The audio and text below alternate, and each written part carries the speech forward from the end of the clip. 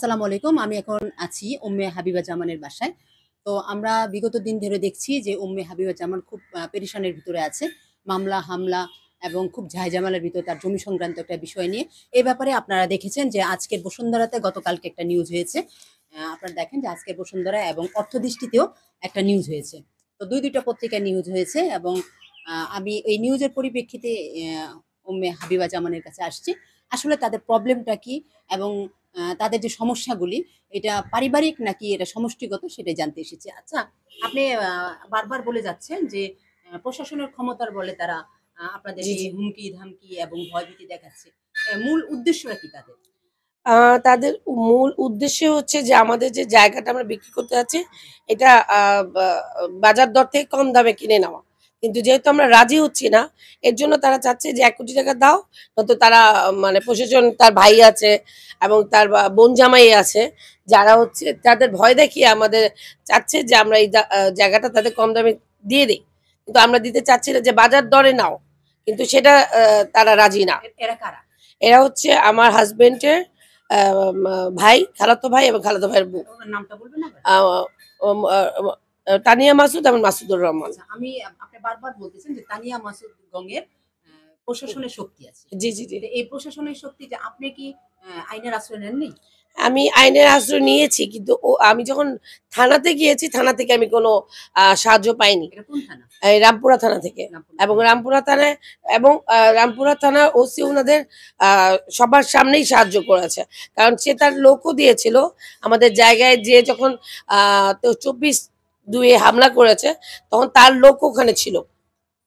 এবং তার লোক দাঁড়ানো ছিল কামাল। এসআই কামাল ছিল। তার সামনে ভাঙচুর হয়েছে। এবং আমার মানে ভাড়াটিয়ারা এটার জন্য আমাদের ফোন দিয়েছে যে, "আপনি আসেন।" কিন্তু আমরা তখন নিজের জানের রিস্কের ভয়ের কারণে আমরা ওখানে যেতে পারিনি। কারণ সে বারবার বলছে, "এখন আসে না? ওসি কি ডাক দিতে যায়নি কেন?" তো ওসি তো ভয় দেখাইছে, এখন তো যাবে না। আর আমরা এখন যদি আমরা যেকোনো সময় আমাদের কথা না শুনলে আমরা যেকোনো কিছু করতে পারি। কারণ আমাদের প্রশাসনিক শক্তি আছে। আচ্ছা, আপনি বলেছেন যে এডিশনাল এসপি। উনার হ্যাঁ, নামটা কি? এসপির নাম? মহসিন আল ফারুক। মহসিন আল ফারুক। উনি কি রানিং আছেন?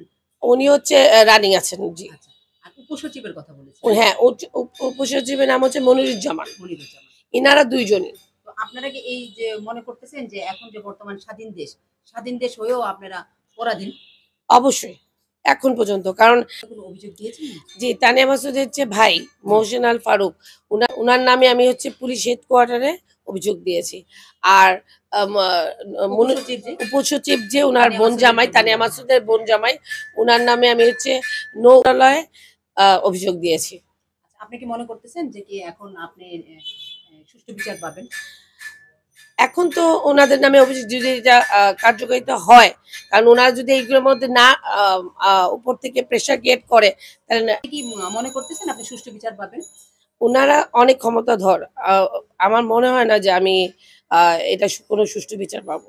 আসলে আমরা মাননীয় উপদেষ্টার দৃষ্টি আকর্ষণ করব এবং দৃষ্টি আকর্ষণ করব প্রশাসনের যে ২ জন প্রশাসনের কর্মকর্তা যেহেতু আত্মীয়স্বজন বের হয়ে গেছে, তাদের দ্বারা যাতে কোনো আইন প্রভাব না ঘটে এবং তিনি যাতে তার ন্যায় পায় এবং সুষ্ঠু তদন্তের মাধ্যমে যাতে সুন্দর একটা সমাধান হয়। আমরা এটাই বিশ্বাস করি, আমরা আইনকে সম্মান করি, আমরা প্রশাসনকে সম্মান করি, আমরা প্রধান উপদেষ্টাকে সম্মান করি। আমরা উনার যে ন্যায় সেটাই আমরা চাইবো। আমাদের সাথে থাকবেন, ডিএসটিভি খবরের সাথে থাকবেন। আমি সানজিদা আক্তার আছি আপনাদের সাথে। ধন্যবাদ।